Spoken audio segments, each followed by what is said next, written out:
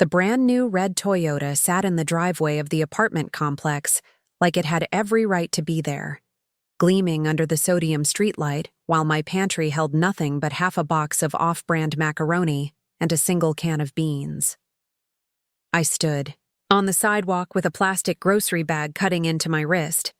Inside, 2 loaves of day-old bread and a dented jar of peanut butter I'd haggled down to $1.50. My phone buzzed in my coat pocket. Another overdraft alert. Marcus had promised the mortgage would clear tomorrow. He'd promised a lot of things. Across the lot, she stepped out of the driver's side, barely 25, hair in one of those sleek high ponytails the girls wear now, laughing at something he said from the passenger seat. Marcus. My Marcus. The man who told me 2 nights ago, voice thin as onion skin, "Baby, we can't even afford milk this week." The man who watched me count pennies for generic blood pressure pills and said, "Skip 1 dose, Dolores. It won't kill you." She slid back into the car, fingers brushing the leather steering wheel like it was a prize. He leaned over, kissed the side of her mouth. Quick, familiar, the way he used to kiss me when the kids were small and the world still felt fair. The porch light of apartment 2B flicked on. Somebody's TV laugh track spilled into the night. I smelled gasoline and her perfume, something floral and expensive that clung to the air like guilt. I didn't scream. I didn't march over. I just stood there, grocery bag dripping melted ice from the discounted chicken I'd cradled against my hip, and felt the last piece of the life I'd been clinging to slide out of my hands and shatter on the concrete. Because the car wasn't just a car. It was every skipped pill, every lie about overtime. Every night I fell asleep to the sound of him tapping numbers into the calculator app, whispering, "We're almost there, Dee. Just hold on." I turned around and walked the 3 blocks home in the cold, the bag growing heavier with every step, the red glow of that Toyota burning behind my eyelids, and I decided, right then, between the crack in the sidewalk and the hum of the streetlight, that I wouldn't give him the satisfaction of a fight. I'd give him something slower, something that would eat him alive from the inside, the way his secrets had been eating me. The first thing I noticed every morning for 23 years was the smell of Marcus's coffee. Folgers, 2 sugars, splash of the same carnation milk we bought in the dented cans because the name brand was 32 cents more. He'd stand at the counter in his gray Postal Service polo, sleeves rolled high enough to show the tattoo of my name he got the week we married. Dolores and curling script, faded now to the color of weak tea. He'd hum whatever old-school jam was stuck in his head, usually Luther or Teddy, and the sound would drift through the little kitchen like warm syrup over the linoleum I waxed every other Saturday. Our house sat on the corner of Maple and 14th, the one with the crooked mailbox and the porch swing that creaked like it was telling secrets. 2 bedrooms, 1.5 baths, mortgage paid down to 12 years left. The kids, Jasmine and Marcus Jr., had long since moved out. Jasmine to Atlanta with her nursing degree, Junior to the community college an hour away, chasing automotive certification. The quiet should have been peaceful, but some nights it pressed against the windows like it wanted in. I still worked the early shift at the elementary school cafeteria, 5:30 a.m. to 1:30 p.m., hairnet and all. The pay wasn't much, but the benefits kept my blood pressure meds at $20 a month instead of $200. I liked the rhythm. The industrial dishwasher's swoosh, the clatter of plastic trays, the way the kindergartners called me Miss D even when sauce dotted their chins. I'd come home smelling like tater tots and bleach, kick off my orthopedic sneakers by the door, and find Marcus already in his recliner, mail spread across his lap like playing cards. "Anything good?" I'd ask, same as always. He'd grunt, flip an envelope. "Water bill's up again. They must think we're running a car wash." We'd laugh, small, comfortable, the kind of laugh that doesn't need volume. Then I'd start dinner. Meatloaf on Mondays, pinto beans and cornbread on Tuesdays, whatever chicken was on sale the rest of the week. Marcus liked his plate arranged just so. Meat, starch, vegetable in 3 neat piles, No touching. I'd set it in front of him with a glass of sweet tea strong enough to stand a spoon in, and he'd squeeze my wrist. 2 quick pulses. Our silent, I love you. Evenings belonged to routine. He'd watch the news, volume low so the neighbors wouldn't complain. I'd balance the checkbook at the kitchen table under the hanging lamp with the one bulb that flickered if you slammed the door too hard. Numbers were my comfort.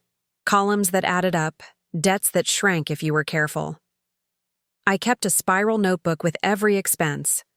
$42.18 at Aldi, $18 for Jasmine's birthday card, and the money order inside, $9.67 for the light bill late fee we couldn't avoid last month.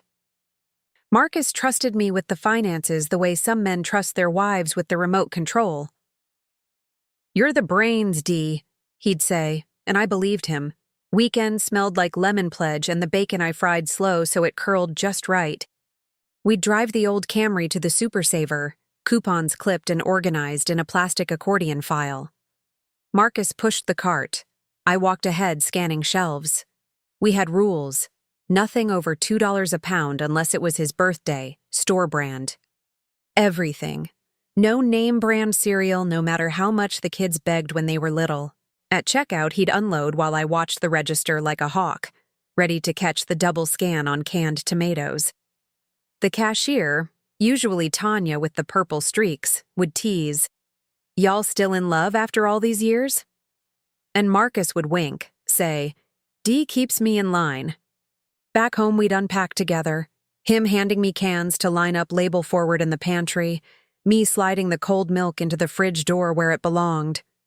Then we'd sit on the porch swing, iced tea sweating in jelly jars, and watch the street settle. Mrs. Henderson walking her poodle, the ice cream truck 3 notes off key, kids chalking hopscotch on the sidewalk.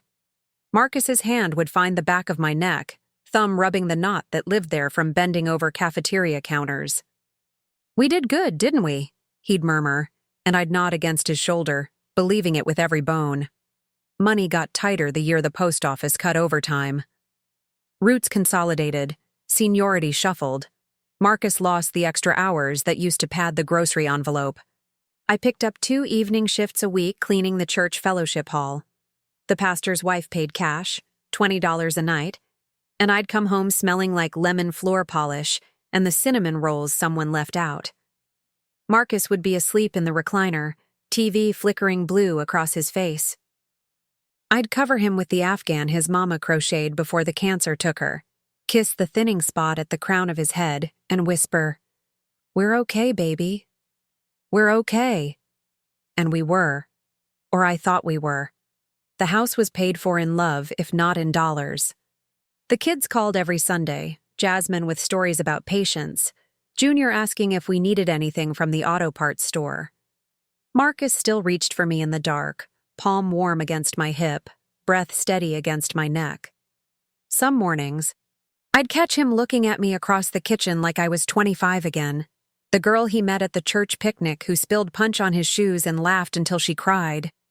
That was the life I carried in my chest like a smooth stone, worn comfortable from years of handling. The life I budgeted down to the penny, prayed over, defended against every late notice and price hike. The life I thought was ours alone, sealed, tight as the Tupperware I stored leftovers in, labeled and dated and stacked neat in the fridge. The first crack came on a Tuesday in late March, but I didn't know it then. I only remember the smell of rain on hot asphalt and the way Marcus's phone buzzed twice on the counter while he was in the shower. I glanced at the screen out of habit, same as I'd glance at the stove to be sure I'd turned the burner off.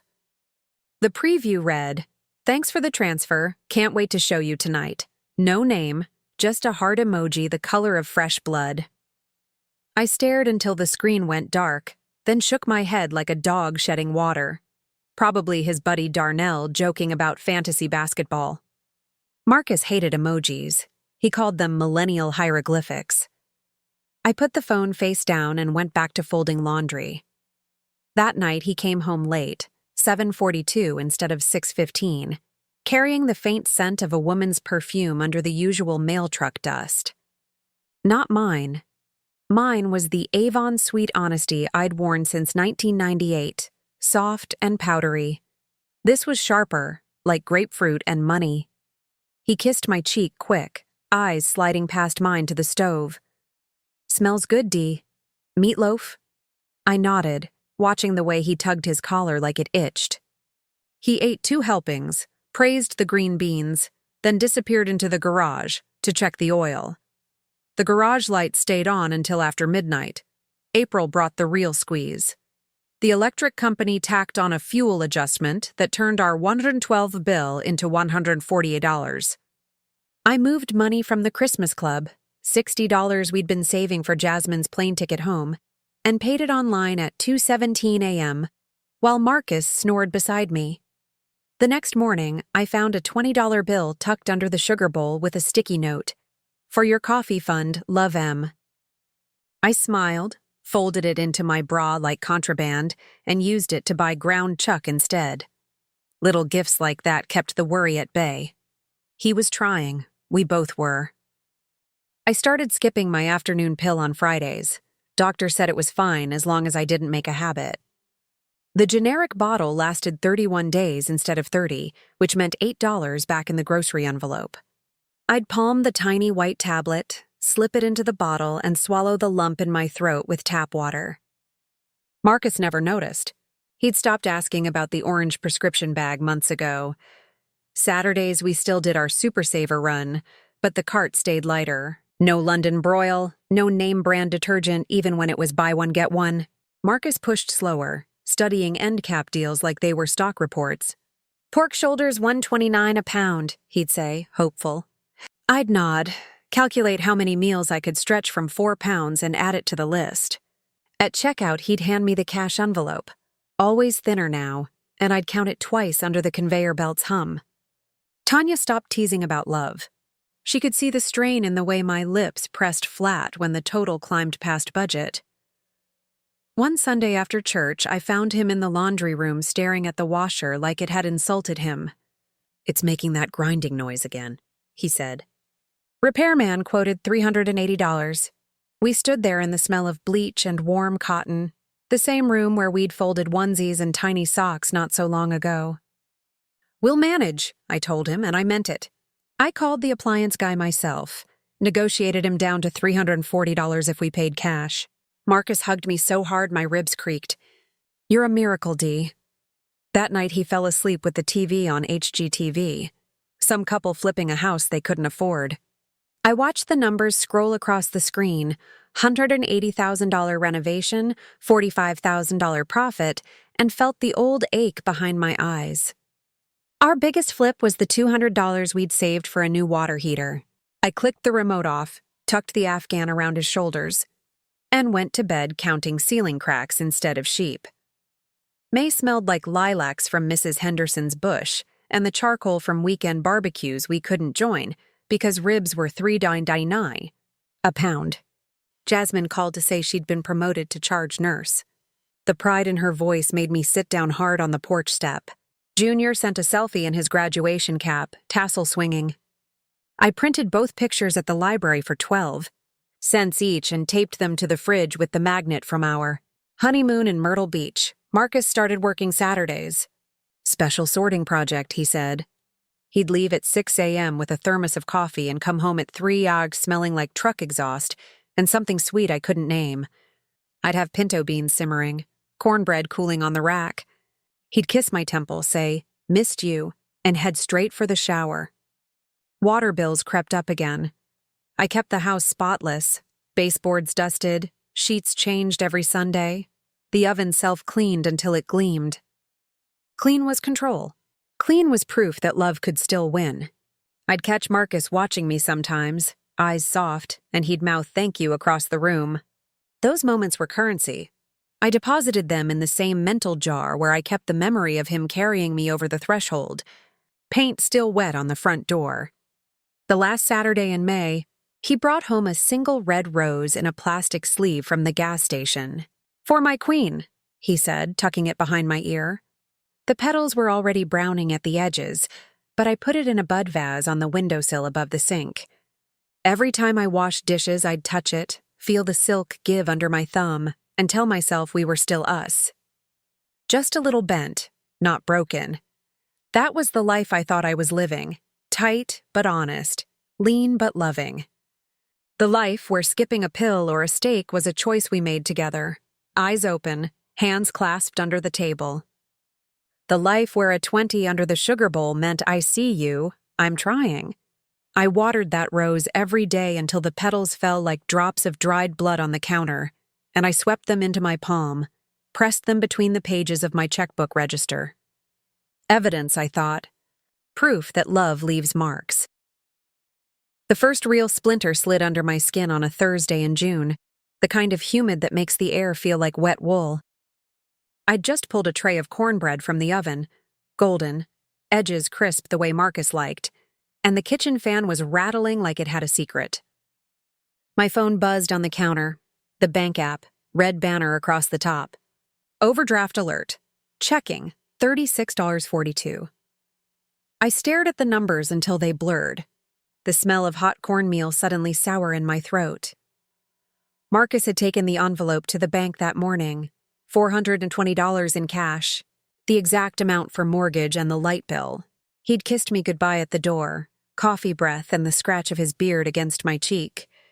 "I'll swing by the post office after, pick up my check stub," he said. "We're good, Dee. Promise." I'd believed him the way you believe the sun will rise. I wiped my hands on the dish towel, faded blue, hem frayed from too many washes, and called the bank. The automated voice recited the last 5 transactions. Mortgage auto draft, $140. ATM withdrawal, 200 Taui. Transfer to savings, 80 Bauer. 2 smaller debits I recognized. The $200 cash pull was time-stamped 9:17 a.m., 23 minutes after he left the house. Not the bank on 8th Street where we had our joint account. The ATM at the Shell station on Carver Road. The one with the broken security camera and the clerk who sold Luzies to teenagers. I stood there with the phone hot against my ear. Cornbread cooling into a brick on the rack. Marcus didn't use that ATM, ever. He hated the $2 fee, called it highway robbery with a smile. My pulse thumped behind my eyes like a second heartbeat. I told myself it was nothing. Maybe the bank line was long, maybe he needed gas money. But the lie tasted like metal. He came home at 6:48, tie loosened, mail truck keys still in his hand. The smell of fried onions from somebody's barbecue drifted through the screen door. "Hey, baby," he called, voice easy. Traffic was murder. He dropped the keys in the ceramic bowl I painted at the church ladies' night. Sunflowers, chipped now, along the rim. I watched him toe off his shoes, line them up neat beside the mat. Same as always, except the left one had a smear of something red on the sole. Not blood. Lipstick, maybe. The cheap kind that stains. "Dinner's ready," I said, and my voice came out steady. "Praise Jesus." He washed his hands at the sink, sleeves rolled high. Humming Ain't No Stopping Us Now. I set his plate down. Meatloaf, mashed potatoes, the last of the green beans from the can. He ate like a man who hadn't tasted food in days, complimented the gravy, asked about my day. I told him about the kindergartner who drew me a picture of a purple dinosaur wearing my hairnet. He laughed in all the right places. Later, while he watched a replay of the Lakers game, I slipped into the laundry room and checked his work pants. The pockets held a receipt. Shell station, 9:17 a.m., $200 cash advance, $350 fee. Crumpled like he'd tried to hide it. I smoothed it flat against my thigh, the paper soft as cloth. My fingers trembled, but I folded it small and tucked it into the lining of my bra, right against my heart where the beat was suddenly too loud. That night I lay awake listening to the ceiling fan click on its loose blade. Marcus snored beside me, one arm heavy across my waist. I stared at the glow of the streetlight through the blinds and counted the lies I'd already swallowed. The perfume in April, the late Saturdays, the way he'd started locking his phone when he thought I wasn't looking. I told myself I was being paranoid. 23 years didn't vanish over a receipt. But the splinter was in deep now, and every shift in the dark made it throb. Friday, I called in sick to the cafeteria. First time in 6 years. The secretary sounded shocked, asked if I needed soup. I said I had a migraine, which wasn't entirely untrue. I drove to the Shell station in my housecoat and slippers, the receipt burning a hole in my pocket. The clerk, skinny kid with a neck tattoo of a cross, remembered Marcus. Big dude, postal uniform? Yeah, he comes in sometimes. Always gets the cash advance, pays the fee like it's nothing. I asked if he was alone. The kid shrugged. Usually with some chick. Young, red hair, I think. I bought a pack of gum I didn't need and drove home with the windows down, wind whipping my hair into knots. The radio played Superstition, and I laughed until I cried, tears mixing with the sweat on my cheeks. Red hair. Marcus hated red hair. Said it reminded him of his ex-stepmother who used to lock him in the closet. I turned the radio off and listened to the engine knock instead. Saturday, he left at 5:55 a.m. for his special project. I waited until the Camry's taillights disappeared, then opened his nightstand. Inside, the usual, loose change, his daddy's old Timex, a bottle of aspirin, and a second phone, cheap burner, the kind you buy at Walmart with minutes. I powered it on with shaking hands. One contact, baby girl. Last text sent at 11:47 p.m. the night before. Miss you already. Transfer came through, thank you, Daddy. My stomach lurched so hard I tasted bile. I sat on the edge of the bed, the phone hot in my palm, and stared at our wedding picture on the dresser. Me in off-the-rack lace, him in his cousin's borrowed suit, both of us grinning like we'd won the lottery. The girl in the photo looked back at me with eyes that still believed in forever. I wanted to scream at her, shake her until her teeth rattled. Instead, I turned the burner off, slid it back exactly where I found it, and went to make coffee. The ground smelled burnt before I even measured them. The next week crawled by on broken glass. I moved through the house like a ghost in my own skin, wiping counters that were already clean, folding towels into thirds the way Marcus liked, smiling when he kissed my forehead on his way out the door. Every gesture felt borrowed, like I was playing a part in a play I no longer believed in. The burner phone lived in the nightstand, but I checked it twice more when he was in the shower. The messages grew bolder. Need 180 for books? Professor's a jerk. Can you do Friday instead? I miss your hands. Each word was a needle sliding under my ribs, slow and precise. I started keeping a log in the back of my checkbook register. Dates, times, amounts. June 14th, $200 ATM. June 17th, $180 transfer. June 19th, $90 for gas. The numbers didn't lie, but Marcus did. He came home with a new watch, sleek black face, leather band that smelled like the inside of a luxury car. Clearance at the mall, he said, flexing his wrist so the second hand caught the light. $40. I nodded, throat tight, and calculated how many blood pressure pills $40 would buy. At night, I lay beside him listening to the whistle in his nose when he slept on his back. I'd trace the outline of his shoulder with my eyes, remembering the boy who carried my books home from junior high, who wrote Dolores plus Marcus forever on the water tower in spray paint that got him grounded for a month. That boy was gone, replaced by a man who smelled like someone else's perfume and lied with the same mouth that used to pray over Sunday dinner. I began skipping meals instead of pills. A slice of bread with peanut butter at lunch, black coffee for dinner. The weight fell off my hips first. Marcus noticed, said I looked good, asked if I was doing one of those church lady cleanses. I laughed, the sound brittle as burnt sugar, and told him I was just watching my figure. Inside, my stomach gnawed itself hollow, but the hunger kept me sharp. Hunger doesn't let you forget. July brought the real heat. Days when the sidewalk shimmered and the AC unit in the window coughed like an old smoker. I took to walking after my shift, looping the neighborhood until my sneakers wore thin. Mrs. Henderson waved from her porch, asked if I was training for a marathon. I smiled, said I just needed the air. Truth was, I was mapping Marcus's lies. The Shell station, the Western Union inside the corner store, the apartment complex on Carver Road with the busted gate and the red Toyota I'd seen in my nightmares. One afternoon, I sat on the bench outside the library, pretending to read a magazine while I watched the parking lot across the street.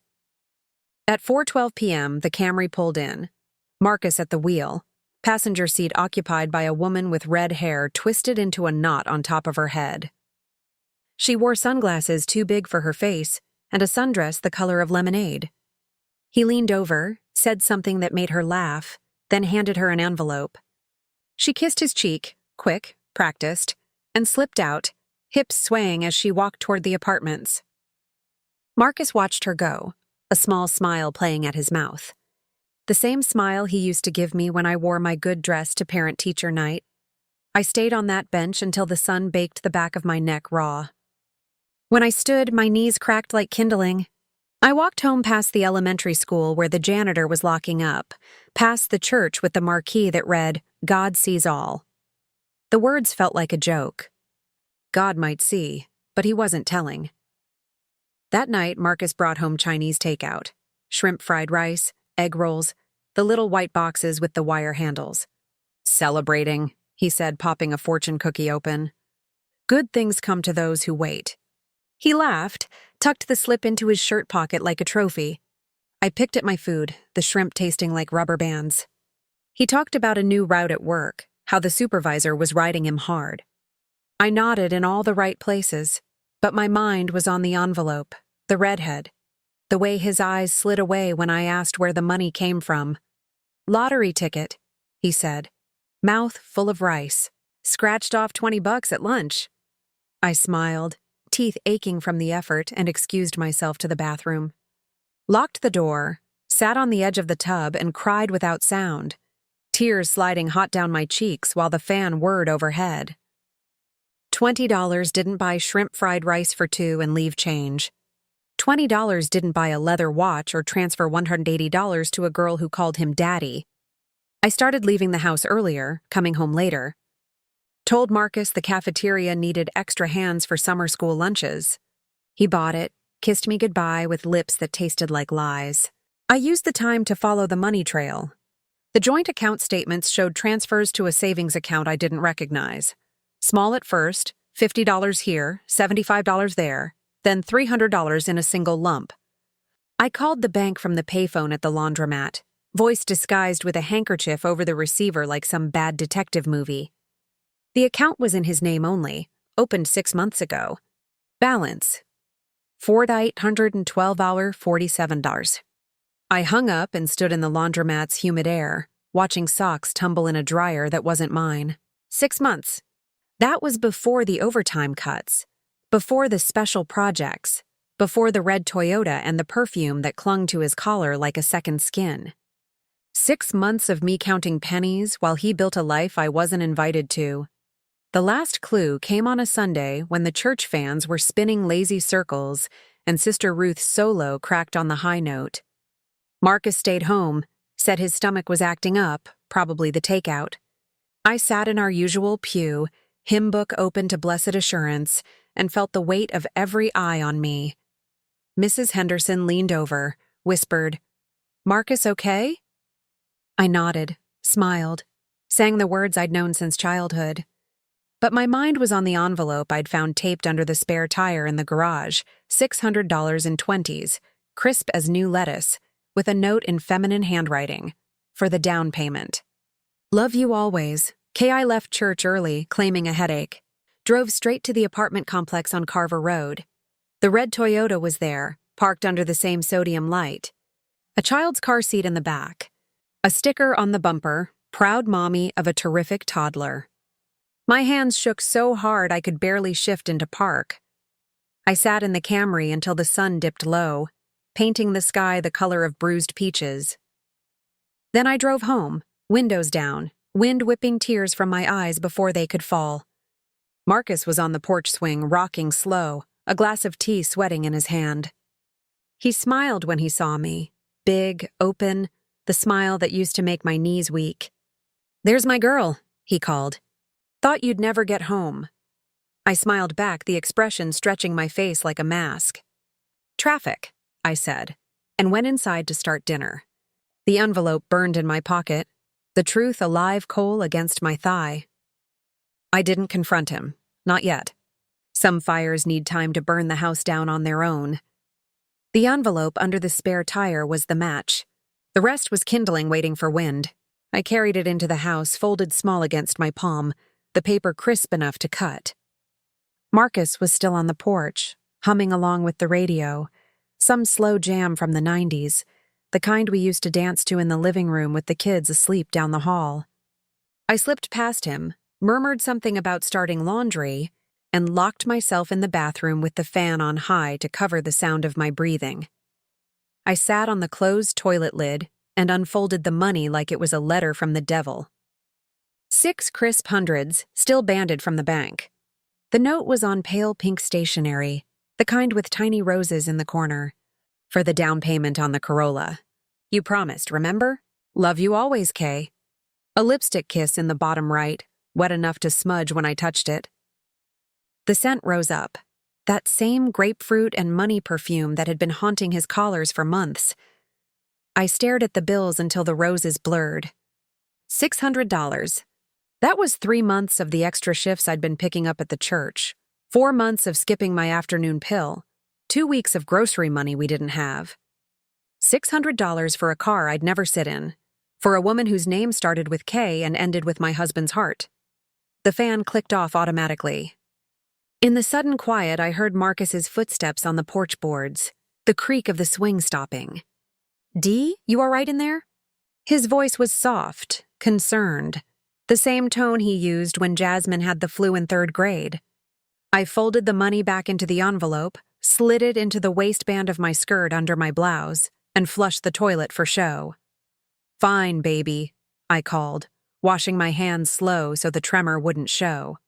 "Be out in a minute." Dinner was silent except for the scrape of forks and the tick of the kitchen clock. I'd made smothered pork chops, his favorite, but the gravy tasted like paste in my mouth. He asked about the sermon.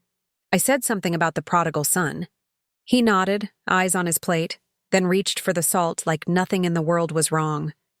I watched the muscles in his forearm flex, the same arm that had held me up when my mama died, and felt something inside me calcify. After he fell asleep, TV flickering blue across his face. Remote balanced on his chest, I went to the garage. The spare tire was exactly where I'd left it, Jack still propped against the wall. I lifted the envelope out, replaced it with 6 20s from the emergency jar in the flour canister. The paper felt heavier going back in, like guilt had weight. Then I took the pink stationery to the kitchen, sat under the flickering lamp, and wrote a single line in my neatest school cafeteria handwriting. "Thank you, Daddy. Can't wait to drive my new baby."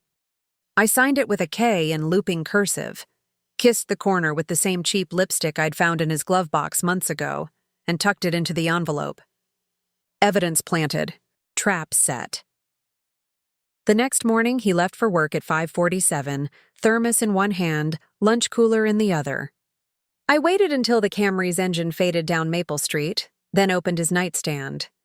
The burner phone was charging, screen cracked in the corner like a spider web. I scrolled through the texts with the volume off, heart hammering so loud I was sure the neighbors could hear. "Baby girl. Down payment came through. Picking up the car tomorrow? You're the best, Marcus. Told you I'd handle it. Be there at 6 to sign. Baby girl. Bring the title? And maybe that thing you do with your tongue." I gagged, dropped the phone like it burned. The screen lit up with a new message, a photo. Her in the driver's seat of the red Toyota, one hand on the wheel, the other blowing a kiss. The dashboard clock read 8:12 p.m., last night while I was ironing his uniforms and humming His Eye is on the Sparrow. The child's car seat was visible in the back, a stuffed elephant strapped in like it belonged there. I took the phone to the kitchen, plugged it into my ancient laptop with the cord I used for Jasmine's old iPod. The transfer was slow. Photos, messages, bank screenshots. One showed a deposit of $2,400 labeled gift, M. Another was a selfie of them in a motel mirror. Her in lingerie the color of ripe peaches. Him behind her with his hand on her hip. Wedding ring glinting like a lie. I saved everything to a flash drive the size of a matchbook, then deleted the evidence from the phone. Let him think his secrets were still safe. At 2:03 p.m., I drove to the DMV on 12th Street, the one with the long lines and the clerk who owed me a favor from the church bake sale. I waited 43 minutes, fanning myself with a church bulletin, until Marla called my number. I slid the flash drive across the counter like contraband. "Need a title search," I whispered. "Red 2024 Toyota Corolla. Plate starts with K." Marla's eyebrows went up, but she didn't ask questions. 20 minutes later, she handed me a printout. Registered to Kendra Marie Lawson. Address 214B Carver Road. Cosigner, Marcus Anthony Hayes. My Marcus.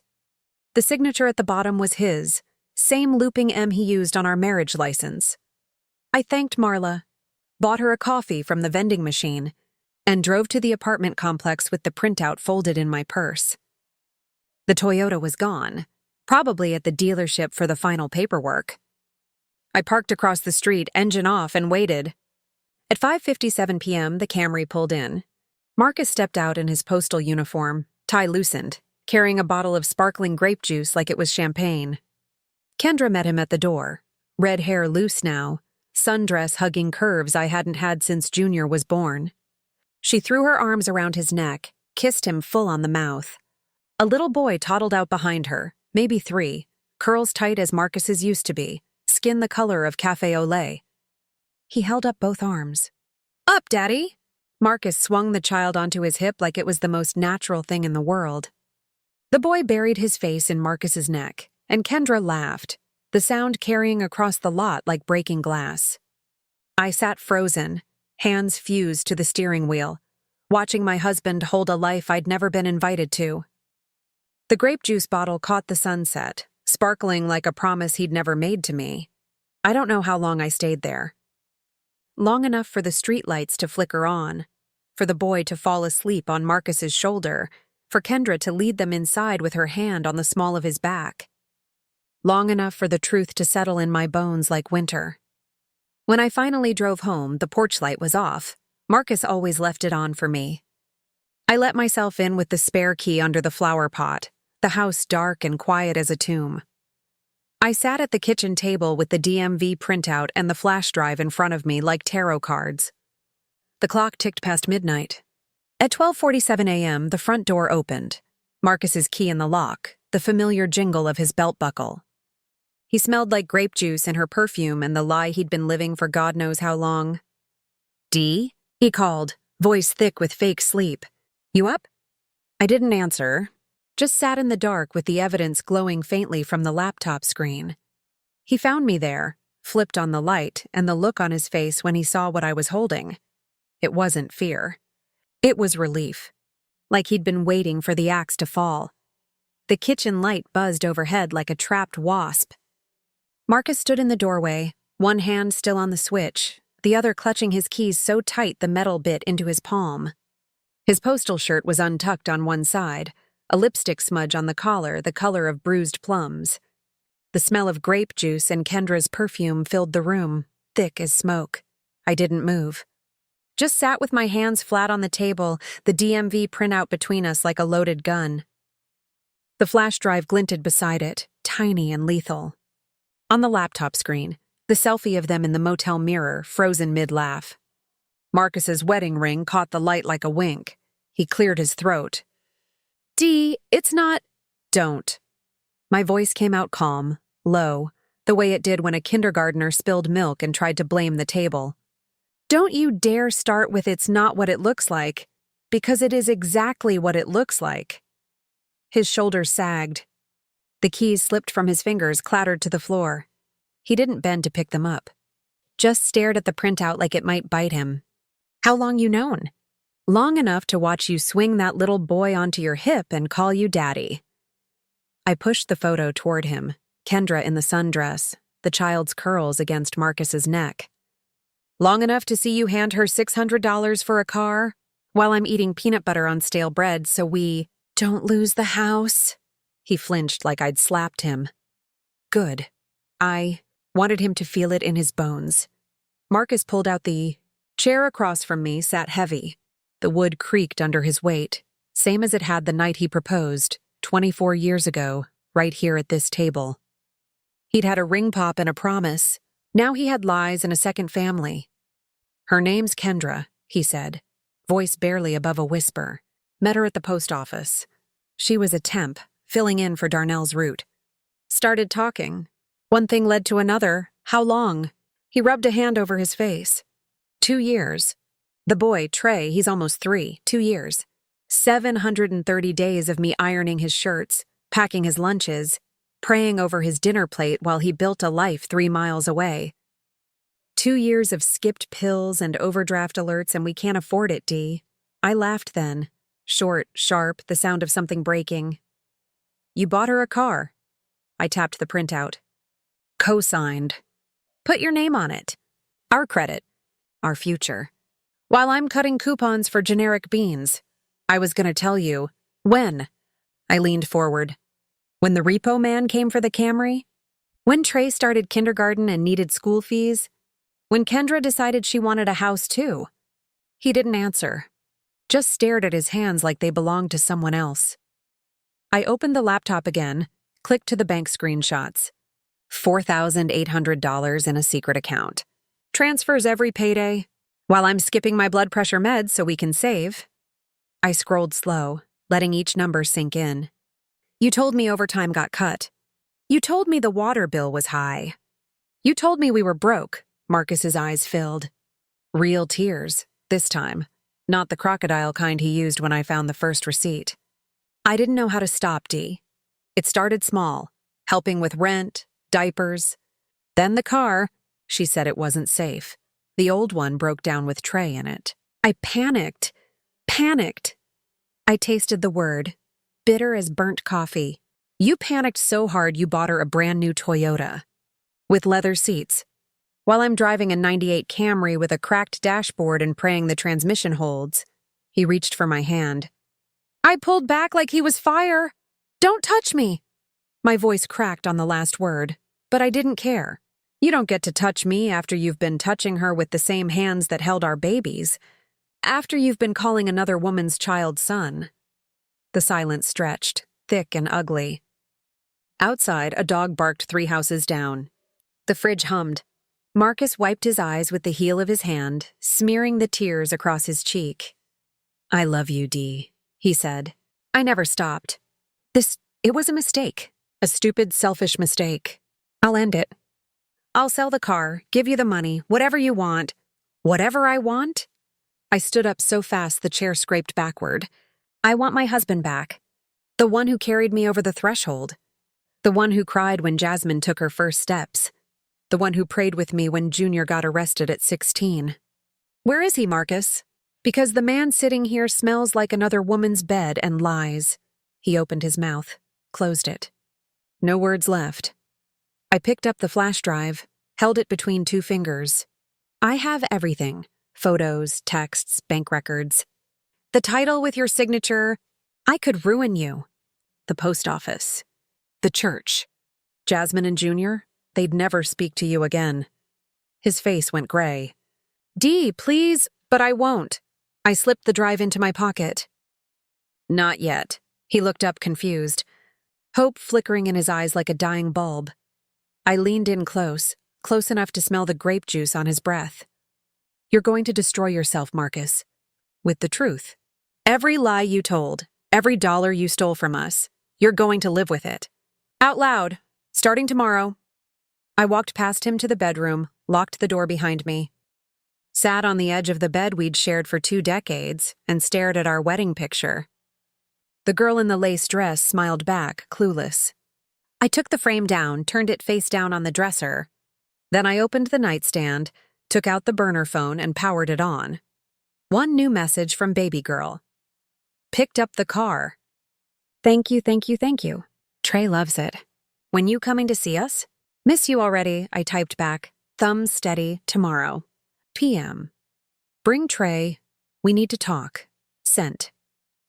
Then I deleted the thread, powered it off, and slid it back exactly where I found it. Marcus knocked softly. Dee, can I come in? I didn't answer. Just lay down fully clothed, shoes still on, and stared at the ceiling until the sun came up. The truth was out now, raw and bleeding. But the bleeding wasn't mine to stop. It was his. The next morning smelled like scorched coffee, and the lie we were both pretending to sleep through. I was up before the sun, moving through the house like a woman who'd already left it. Marcus's breathing was heavy in the living room. He'd taken the couch, blanket pulled to his chin, one arm dangling off the edge like a child's. I stepped over his shoes, opened the fridge, and stared at the half carton of eggs and the wilted spinach I'd been saving for a quiche that would never happen.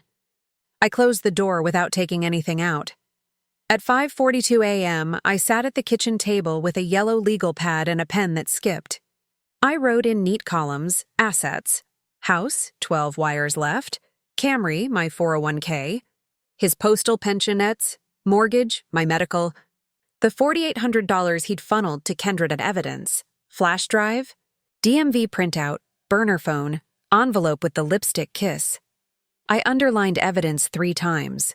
Then I made a second list. People who need to know Jasmine Jr., Pastor Evans postal supervisor, HR file. Kendra, I left a blank line after Kendra's name. That one would wait.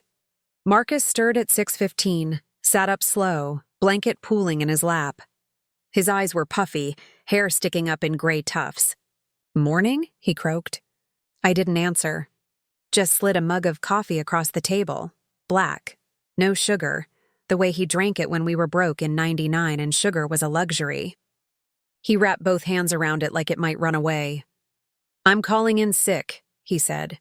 "We should talk." "No." I capped the pen. "You're going to work. Same as always. And tonight you're going to Kendra's at 6. You're going to bring Trey his favorite juice box, the kind with the little straw. And you're going to sit on her couch and tell her everything you told me. Word for word." He opened his mouth, closed it. "Then," I continued, "you're going to hand her the keys to the Toyota and tell her the payments stop. Effective immediately. You'll give her the $600 cash from the flower jar to cover August. After that, she's on her own. D, she's got a kid, and I had 2. With you. While you were buying another woman a car." My voice stayed flat, the way it did when I separated fighting kindergartners. "You made your bed, Marcus. Now you lie in both of them." He stared into the coffee like it held answers. "What about us?" "Us is on pause." I stood, smoothed my skirt. "I'm taking the day off. I've got appointments." I left him there with the cooling mug and the legal pad. Drove to the credit union on 8th Street, the one with the free coffee and the teller who went to our church. I waited 43 minutes for Mr. Patel, the loan officer who'd refinanced our mortgage when Junior needed braces. I slid the DMV printout across his desk. "I need to remove my name from any joint applications opened in the last 2 years, I said. "And freeze the secret savings account my husband started." Mr. Patel's eyebrows climbed, but he didn't pry. 20 minutes later, I walked out with a new account in my name only, the $4,800 transferred back to joint checking, and a hold on the Toyota loan. Kendra would get a letter in 3 days. Marcus would get the panic attack he deserved. Next stop, the post office. Not the big one downtown. Marcus's branch on Carver, 3 blocks from Kendra's complex. I parked across the street, watched the carriers load their trucks. At 10:12 a.m., Darnell, Marcus's buddy since male school, came out for a smoke. I rolled the window down. "Darnell." He squinted, then grinned. "Miss D, what you doing out here?" "Need a favor." I handed him an envelope, thick, sealed. Addressed to HR. Inside, printed screenshots of the burner texts, the bank transfers, a note in my handwriting. "Marcus Hayes has been using postal resources for personal gain. Please investigate. Give this to Miss Carter. Tell her it's urgent." Darnell's grin faded. "This about?" "Just do it." I met his eyes. "For the kids." He nodded slow, tucked the envelope inside his vest. I drove away before Marcus's truck pulled in. At noon, I sat in the church parking lot with a bologna sandwich I couldn't taste. I called Jasmine on my flip phone, the one Marcus didn't know I kept charged in the glove box. "Mom?" Her voice was tinny, far away. "Everything okay?" "No, baby." I swallowed the lump. "But it will be. I need you to come home this weekend. Both of you. There's something you need to hear from your daddy's mouth. Silence. Then, is he sick? Worse, I said. He's stupid. I hung up before she could ask more. Texted Junior the same. Family meeting. Saturday. No excuses. The rest of the afternoon I spent at the library, printing more copies of everything. I made a set for Pastor Evans, a set for my lawyer, the one who did our will in 2012, and a set for the safe deposit box I opened with the last $38 in my personal savings. Each envelope felt like a brick in the wall I was building between the life I had and the life I was about to reclaim. At 4:30 p.m., I drove to Kendra's complex. The Toyota was parked crooked, a balloon tied to the antenna. It's a boy in blue foil. I sat in the Camry with the engine off, watching the windows of 214B. Lights on, shadows moving. Trey's laughter spilled out when the door opened. High, pure, the sound Junior used to make when Marcus tossed him in the air. My chest ached like someone had parked a truck on it. I didn't go in. Not yet. Just took a photo with my flip phone. Grainy, but the balloon and the plate were clear. Then I drove home, windows down, wind whipping the tears off my cheeks before they could fall. Marcus was in the kitchen when I walked in, still in his uniform, staring at the legal pad like it had grown teeth. The $600 was gone from the flour jar. I'd moved it to the safe deposit box that morning. I did what you said, he whispered. Called Kendra. Told her 6 o'clock. Good. I hung my keys on the hook. Pack a bag. You're sleeping at Darnell's tonight. He looked up, eyes red. Deep. Tomorrow, I said. You start telling the truth. Out loud, to everyone. And you don't come back here until every lie is ash. I walked past him to the bedroom, closed the door soft. So soft the click barely sounded. Then I sat on the bed, opened the nightstand, and took out our wedding album. I turned to the page with the vow, in plenty and in want. I traced the words with my finger until the paper tore. Friday bled into Saturday like a bruise. I woke to the smell of my own sweat and the echo of Marcus's truck pulling out of the driveway at 5:03 a.m., earlier than usual, like he couldn't stand the silence of the house. I lay there until the ceiling fan clicked itself off, then rose and dressed in the navy skirt suit I wore to Jasmine's nursing graduation. Armor. I needed armor. At 7:15, I stood in the kitchen with a cup of tea gone cold, staring at the grocery list taped to the fridge. Eggs, milk, bread, items we hadn't bought in weeks.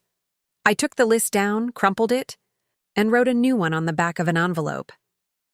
Change locks, 89 new phone plan, solo safe deposit box. Done tell the kids. I underlined the last one twice. Junior arrived first, rolling up at 10:47 in his beat-up Civic with the muffler held together by prayer and duct tape.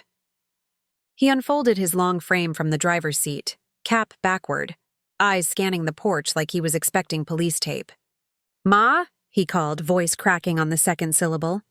I met him at the door, arms open. He smelled like motor oil and the cheap cologne he'd worn since 16. I held him longer than usual, felt his heartbeat against my cheek. Fast, scared. Jasmine pulled in 20 minutes later, rental car still dusty from the Atlanta airport.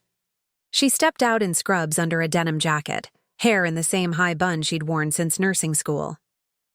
Her hug was fierce, clinical, checking my pulse with her thumb the way she did patients. Mom, talk to me. I led them to the living room, the one we only used for Christmas and funerals. The couch still had the indentation where Marcus slept. I sat in the wingback chair, his daddy's old chair, and folded my hands in my lap. Your father will be here at noon, I said. He's going to tell you everything. Then I'm going to tell you what happens next. Junior paced, sneakers squeaking on the hardwood. Is this about money?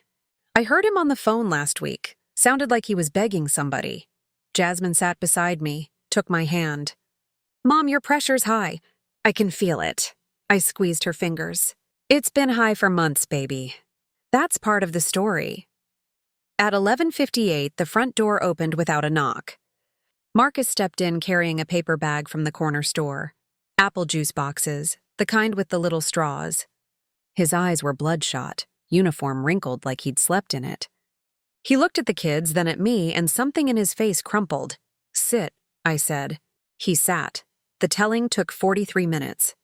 He started with Kendra's name, stumbled over the first time they slept together, choked on the word son when he got to Trey. Jasmine cried silent tears that soaked the collar of her scrubs. Junior stood by the window, fists clenched so tight his knuckles went white. When Marcus got to the car, the $2,400 down payment, the $400 monthly notes, Junior punched the wall. Plaster dust puffed out like smoke. "You bought her a car?" His voice broke.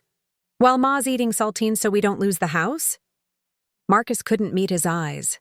"I thought I could fix it. Keep both." "You don't get both." Jasmine stood trembling. "You had us. You had 23 years. And you threw it away for a temp and a toddler who calls you daddy?" I let them rage. Let the words scald the air. When Junior looked ready to swing, I stood between them. "Enough. He's going to fix what he can. Starting now." I laid the envelopes on the coffee table like tarot cards again, one for each kid. Copies of the bank statements, the texts, the DMV printout. Read them tonight. Then decide if you want him in your lives. That's your choice, not mine. Marcus reached for Jasmine's hand. She jerked away like he was poison. Junior wouldn't even look at him. At 2:15, I sent Marcus to Kendra's with the juice boxes and the $600 cash. "Tell her the payments stop. Tell her the post office is investigating. Tell her if she calls here again, I'll have her arrested for harassment. And Marcus," I met his eyes, "you record it. Every word. On your phone. If you don't, I will." He nodded, defeated, and left with the bag rattling in his hand. The kids stayed until dusk. We didn't eat. Just sat in the dim living room while the ceiling fan clicked and the ice in our water glasses melted. Jasmine held my hand. Junior stared at the hole in the wall like it was a window to another life. At 8:02 p.m., my phone buzzed. Marcus. A voice memo, 4 minutes 31 seconds. I played it on speaker. Kendra's voice first, high, panicked. "You can't just stop." "Trey needs diapers," the car note. Then Marcus, flat and tired. "It's over, Kendra. The money, the lies, all of it. Dee knows. The kids know. The post office knows." A child's wail in the background. The recording cut off with the sound of a door slamming. Jasmine covered her mouth. Junior swore under his breath. I saved the file, emailed it to myself, and turned off the phone. Sunday, I changed the locks. The locksmith, a deacon from church, didn't ask questions, just hummed Amazing Grace while he worked. I paid him in cash from the safe deposit box. Marcus came by at noon with a duffel bag and nowhere to go. I met him on the porch. "Keys," I said. He handed them over. "You'll get mail here until you update your address. After that, use the P.O. box." He looked past me into the house like he was seeing ghosts. "Can I come in?" "Just to—" "No." I closed the door, locked it, leaned against it until I heard his truck pull away. That night, I sat on the porch swing with a bowl of ice cream I didn't taste. The street was quiet.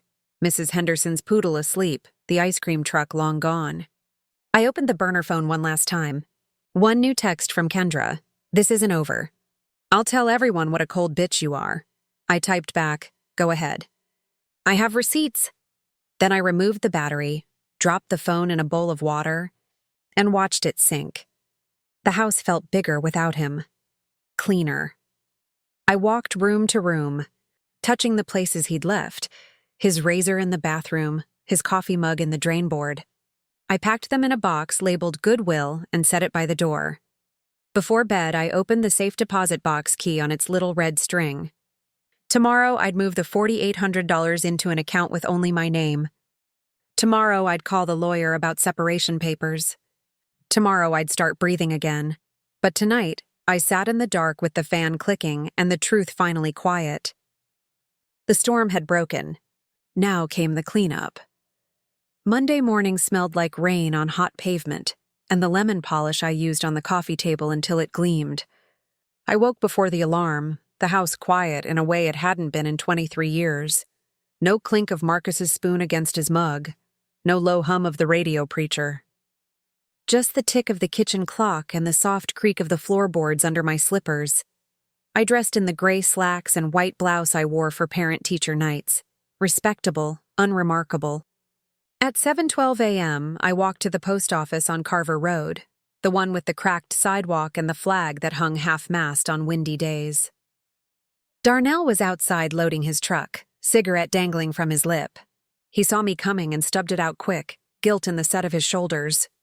"Miss D." He tipped his cap.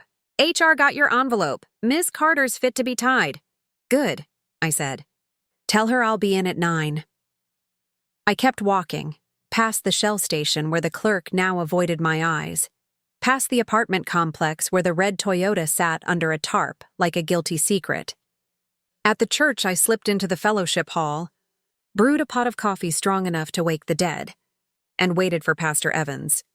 He arrived at 8:03, Bible tucked under one arm, reading glasses perched on his nose. I'd known him since he was associate pastor and I was a newlywed teaching Sunday school. He took one look at my face and closed the door behind him. "Dolores," he said, gentle as always. "Talk to me." I laid the envelope on the table, photos, bank statements, the voice memo from Kendra's apartment. He read in silence, the only sound the hum of the fluorescent light and the occasional turn of a page. When he finished, he removed his glasses and rubbed the bridge of his nose. "Marcus came to me last night," he said. "Confessed everything. Asked for prayer," I nodded. "He'll need it." Pastor Evans reached for my hand. "What do you need, sister?" "Announce it from the pulpit next Sunday. Not the sordid details, just the truth. Adultery, financial betrayal. Let the congregation decide how to love him through it." He didn't flinch. "And you?" "I'll be in my pew, head high. God sees me too." At 8:57, I walked into the post office lobby. Ms. Carter, HR supervisor, hair in a severe bun, was waiting with a manila folder and a face like Judgment Day.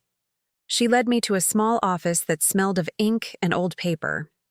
"Mrs. Hayes," she began, "we've suspended Marcus without pay pending investigation. Using company time and resources for personal matters is grounds for termination." I slid my own folder across the desk, screenshots of texts sent during work hours, GPS logs from the burner phone showing stops at Kendra's complex on postal routes. "He'll resign," I said. "Effective today. In exchange, you keep the pension intact. He'll need it for child support." Ms. Carter's eyebrows rose, but she nodded. "We can work with that." By noon, the news was rippling through the neighborhood like heat lightning. Mrs. Henderson called under the pretense of borrowing sugar. I could hear the questions in her pause. The cashier at Super Saver rang up my milk and eggs with wide eyes and no small talk. Tanya, with the purple streaks, whispered, "Miss D, is it true about Mr. Marcus?" I just smiled and handed her exact change. At 2:15 p.m., Kendra showed up at the house, red Toyota idling at the curb, tray strapped in the back, screaming over a dropped juice box. She marched up the walk in flip-flops and a sundress 2 sizes too small, hair wild like she'd been pulling it. "You ruined everything," she shouted loud enough for the whole block. "He lost his job because of you." I stood on the porch, arms crossed. "He lost his job because he stole from his family to buy you a car. Take it up with him." She stepped closer, finger jabbing the air. "I'll tell everyone what a jealous old hag you are. Go ahead." I pulled my phone from my pocket, hit record. "Say it louder." "For the lawyer." Her mouth snapped shut. Trey's wails escalated. She glanced at the neighbors peeking through curtains, then spun on her heel and stormed back to the car. The Toyota peeled out, tires squealing like her pride. Inside, I poured a glass of sweet tea and sat on the porch swing. The street settled back into its rhythm, kids chalking hopscotch, Mr. Jenkins watering his roses. But eyes followed me now, curious, pitying, respectful. I rocked slow, the chains creaking a lullaby for the life I was burying. At 4:30, Darnell texted. Marcus turned in his badge. Cleaned out his locker. Looked like a ghost. I didn't reply. By evening, the first consequence landed publicly. Pastor Evans called the deacons into emergency session. Word spread through the church WhatsApp. Brother Marcus Hayes has stepped away from all ministries indefinitely. Sister Ruth, who'd sung solos at our wedding, left a casserole on the porch with a note. "Praying for you, Dee. Call if you need anything." I ate the casserole straight from the dish, standing over the sink. It tasted like salt and mercy. Tuesday brought the heat and the reckoning. I woke to the sound of a lawnmower 2 houses down and the smell of someone's bacon drifting through the screen door. My phone, new plan, new number, buzzed with missed calls. Jasmine twice, Junior once, Pastor Evans, and a number I didn't recognize. I let them all go to voicemail. Some fires have to burn a little longer. At 8:07 a.m., the postal truck idled at the curb. Not Marcus's route, someone new, younger, humming along with the radio. He dropped the usual stack: water bill, grocery circular, a plain white envelope addressed to Marcus A. Hayes in block letters. I carried it inside, slid it open with the butter knife. Inside, a single sheet on post office letterhead. Termination effective immediately. Final paycheck and pension rollover instructions enclosed. I folded it neat, slipped it into the box with his razor and coffee mug. By 9:30, the neighborhood was awake and whispering. Mrs. Henderson appeared at my gate with a foil-covered plate, cornbread, still warm. "Heard from Sister Ruth," she said, eyes soft behind her glasses. "You holding up?" I took the plate, thanked her, didn't invite her in. She understood. Some grief needs walls. At 10:12, Kendra's Toyota rolled past slow, windows up, music thumping. She didn't stop. But the balloon was gone, and the tarp was back, duct-taped this time, flapping in the breeze. Word was the dealership had repossessed it overnight. The hold I'd placed with Mr. Patel did its job. Trey's car seat sat on the curb like abandoned luggage. Junior showed up at noon with a toolbox and a scowl. "Changing the Wi-Fi password," he announced, kicking off his boots. "And the garage code. Figured you'd want that." I watched him work, his big hands steady on the keypad, the same hands that used to clutch my skirt when thunder scared him. When he finished, he hugged me hard, chin on my head. "Dad's at Darnell's. Won't take my calls." "Let him sit in it," I said. Silence is a teacher. Jasmine arrived at Tuvur with grocery bags and fury. She unpacked while she talked. Milk, eggs, real butter, the expensive peanut butter with the honey swirl. "I called the hospital social worker," she said, slamming the fridge door. "Kendra's on food stamps, no insurance. Trey's got an ear infection. She's screaming at Dad on speaker in the parking lot." She turned, eyes blazing. "Part of me wants to help the baby. Part of me wants to let her drown." I pulled her down beside me on the couch. "The baby didn't choose this. But neither did we. Help if your heart says so, but not through your father. Direct. Clean." She nodded, tears slipping. "I hate him, Mom." "You hate what he did. There's a difference." At 4:45, the church van pulled up, Pastor Evans and 2 deacons, ties loosened in the heat. They carried a casserole dish and a manila envelope. We sat at the kitchen table, the fan clicking overhead. Pastor opened the envelope, a printed email from the church treasurer. Brother Marcus's tithe checks for the past 18 months. Bounced. Total shortfall, $2,140. The deacons shifted, uncomfortable. Pastor met my eyes. "We're not asking you to cover it," he said. "But the building fund, I'll pay it," I cut in. "From the $4,800 he stole from us. Consider it restitution." I wrote the check right there, pen steady. The deacons thanked me, prayed over the table, left with the casserole and lighter hearts. By 6:30, the street was alive with the smell of charcoal and gossip. Kids biked past shouting, "Miss D, you okay?" I waved from the porch swing, cornbread in one hand, sweet tea in the other. Tanya from Super Saver walked by with her little girl, slowed. "Heard they fired him," she said. "Whole town talking." I nodded, sipped my tea. Let them talk. Truth has a way of cleaning house. At 7:12 p.m., Marcus showed up on foot, duffel over one shoulder, face sunburned and unshaven. He stopped at the bottom step, eyes on the new lock gleaming in the porch light. "D," he said, voice hoarse. "Can we talk?" I didn't stand. "You resigned?" He nodded. "Pension's safe. For now. Good. Kendra get the repo notice?" "Yeah." He rubbed the back of his neck. She's angry. She'll live. I set the tea down. You'll live. But not here. He looked at the box by the door. His things, labeled and waiting. I messed up, Dee, I know that. You did more than mess up. You dismantled us. Piece by piece. I stood, smoothed my skirt. The church knows. The post office knows. The kids know. The block knows. That's your consequence, Marcus. Living with every eye on you, every whisper behind your back. You wanted 2 lives. Now you've got an audience for both. He opened his mouth, closed it. The duffel slipped from his shoulder, thumped on the step. Go to Darnell's, I said. Or a motel. Or Kendra's couch. But not here. He picked up the box, hugged it to his chest like a shield. I'm sorry, Dee. I know. I stepped inside, closed the door soft, locked it. Leaned against it until I heard his footsteps fade down the sidewalk.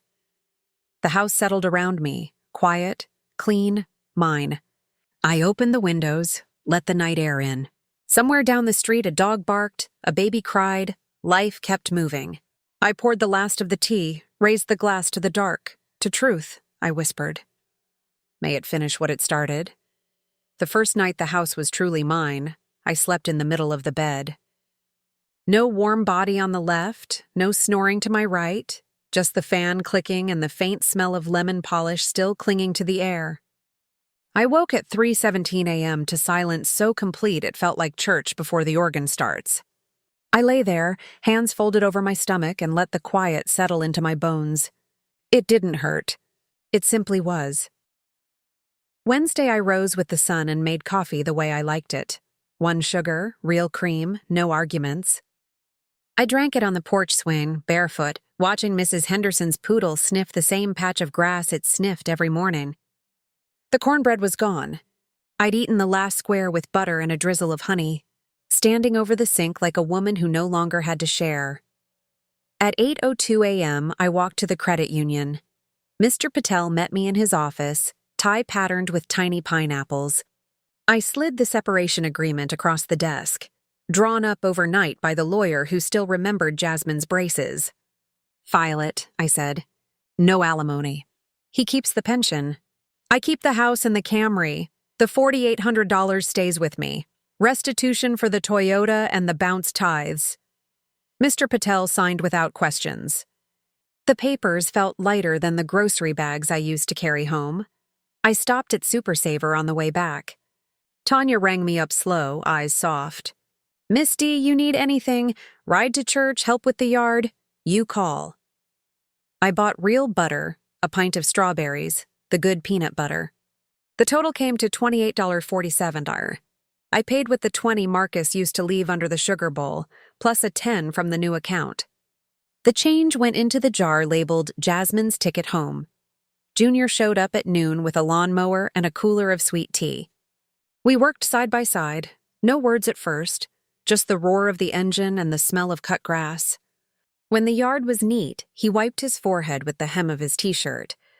Dad's at the Motel 6 on 12th, he said. Looks like hell. Kendra kicked him out, said he's useless without a paycheck. I handed him a glass of tea, condensation dripping down the side. He'll learn, Junior studied me. You're different, Ma. Calmer. Truth does that, I said. Strips the noise away.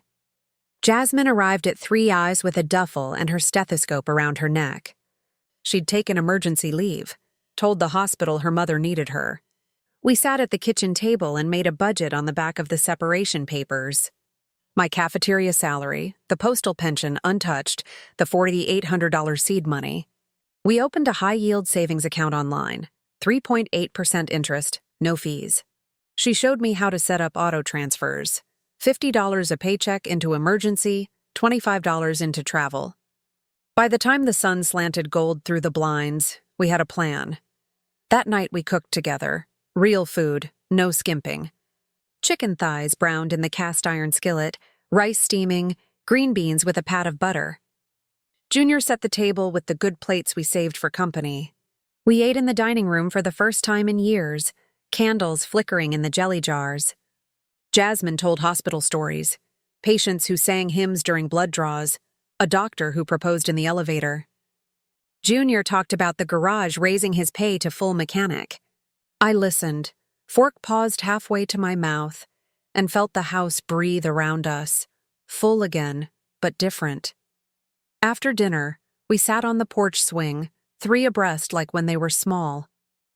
The air smelled of honeysuckle and charcoal from somebody's grill. Jasmine leaned her head on my shoulder. "I called social services," she said quietly. "Trey's got an appointment Friday. Ear infection's bad. I'll pay the copay," I nodded. "Direct, clean." Junior kicked the swing into motion. Dad texted. "Wants to see us. Says he's sorry." I let the silence stretch. Crickets filled it, loud and sure. "When you're ready," I said. "Not before." We stayed out until the mosquitoes found us, then moved inside. I gave Jasmine her old room, fresh sheets, the quilt Mama made. Junior took the couch, feet hanging off the end. I stood in the hallway between them, listening to the house settle, pipes ticking, the fridge humming, their breathing evening out. I whispered goodnight to the walls, to the life that used to live here, and went to bed. Thursday, I called the cafeteria, gave 2 weeks' notice. The principal begged me to stay, said the kids asked for Miss D's smile every morning. I told her I'd finish the summer program, then retire. 23 years was enough. I hung up with a pension packet in my inbox, and a lightness in my chest I hadn't felt since before the kids were born. At 2:15 p.m., I drove to the motel. Marcus sat on the curb outside room 112, elbows on his knees, staring at the cracked asphalt. He looked smaller, shirt untucked, shoes scuffed. I parked, rolled the window down. "Get in," I said. He climbed into the passenger seat like a man expecting a firing squad. The Camry smelled like his old cologne and new desperation. I handed him an envelope. Inside, the separation agreement, a printout of the new savings account, a bus schedule. "Sign," I said. "Then take the 3:30 to the plasma center. They pay $40 the first time. After that, the shelter on 5th has a bed with your name on it." He stared at the papers. "D, you wanted 2 lives," I said. "Now you've got one. Make it honest." He signed with the pen I offered, hands shaking. I took the papers, tucked them into my purse. Then I reached across and opened his door. "Start walking, Marcus. The rest is up to you." He got out slow, stood in the heat shimmer. I drove away without looking back. Friday smelled like fresh paint and possibility. I woke at dawn to the sound of Junior's Civic rumbling in the driveway. He'd come early to help me strip the old wallpaper in the hallway, the one with the faded roses Marcus picked out in '98. We worked side by side, steamers hissing, scraps curling to the floor like shed snakeskin. Jasmine joined us at 9 with coffee and donuts from the good bakery downtown, glazed, still warm. We ate on the porch steps, sugar on our fingers, laughing when the steamer fogged Junior's glasses. By noon, the hallway was bare, walls patched and primed. I stood in the middle of the drop cloth, paint roller in hand, and chose a soft sage green from the sample cards. "For new growth," I said. Junior nodded like he understood. Jasmine snapped a photo, me in overalls, hair tied back, smiling like a woman who'd forgotten how. At 2 p.m., I drove to the plasma center. Marcus was third in line, sleeves rolled high, a bandage already on his arm from the morning donation. He looked up when I walked in, eyes wary. I handed him a paper bag, 2 peanut butter sandwiches, an apple, a bottle of water, and a prepaid phone card. "For the shelter," I said. "Wi-Fi's free in the lobby. Call the kids when you're ready to apologize properly." He took the bag with both hands. "Thank you, Dee. Don't thank me. Earn it." I left before the tears in his eyes could fall. Saturday, we painted until the sun slanted gold through the windows. Junior hung the new light fixture, a simple brushed nickel one I'd bought on sale. Jasmine arranged the porch swing cushions in fresh navy stripes.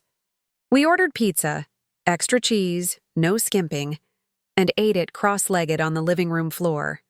The boxes balanced on the coffee table that no longer bore Marcus's coffee rings.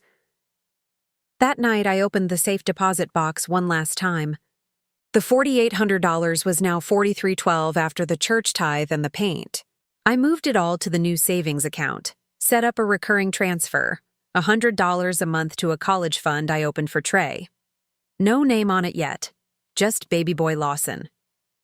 Jasmine had given me the idea. He didn't ask to be born into this mess, she'd said. I agreed. Mercy doesn't have to be loud. Sunday, I wore the yellow dress I'd saved for Easter, bright as forsythia, hem brushing my knees. I walked into church 5 minutes late, head high, purse swinging. The congregation hushed when I took my usual pew. Sister Ruth reached over, squeezed my hand. Pastor Evans preached on restoration, beauty for ashes, and I felt every word land soft as rain. After service, the ladies circled me in the fellowship hall, coffee cups steaming. We're starting a meal train, Sister Ruth announced. You don't cook alone this week. I tried to protest. They waved me off. By Wednesday, my freezer was full. Lasagna, gumbo, a peach cobbler with my name on the foil. Monday, I turned in my hairnet for the last time. The kindergartners hugged my legs, sauce on their cheeks. The principal handed me a card signed by every staff member and a gift certificate to the nursery downtown.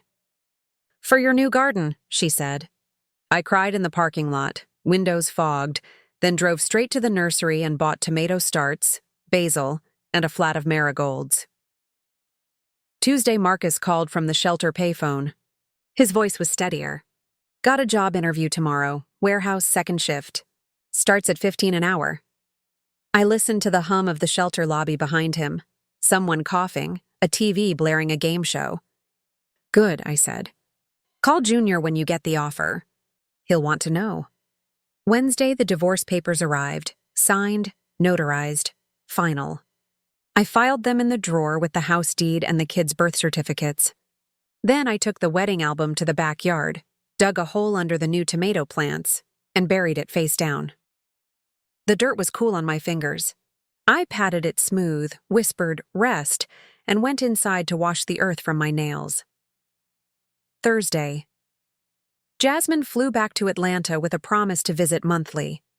Junior stayed another night, helped me hang the new curtains, sheer white, letting in light. Before he left, he hugged me so hard my feet left the ground. You're my hero, Ma, he said into my hair. I swatted him away, laughing, but the words settled warm in my chest. Friday, I sat on the porch swing at dusk, marigolds glowing in the flower beds, the sage-green hallway visible through the open door. The street was quiet, kids inside for dinner, the ice cream truck long gone. My phone buzzed, a text from an unknown number. Warehouse hired me. Start Monday. Thank you for the sandwiches. M.I. typed back, proud of you. Keep going, sent. Then I turned the phone off.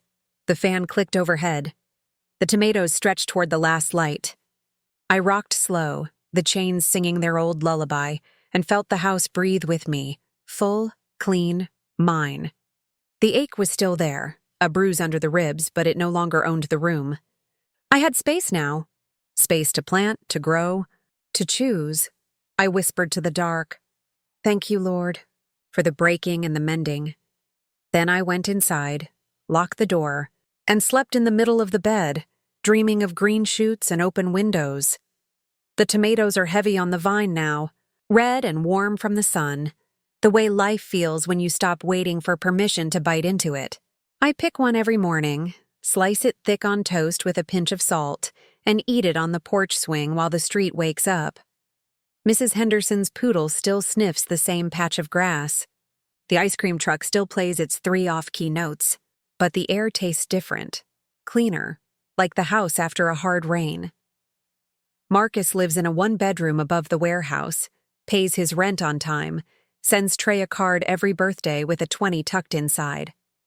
Kendra moved back to her mama's place in the next county. The Toyota's long gone, but she's got a job at the dollar store and a smile that doesn't lean on any man. Jasmine visits every other month, brings Trey sometimes. Quiet boy with Marcus's eyes and my stubborn chin. We plant marigolds together, 3 generations kneeling in the dirt, hands black with soil and forgiveness. Junior's garage gave him a raise. He bought a little house 2 streets over, fixes my Camry for free on Sundays.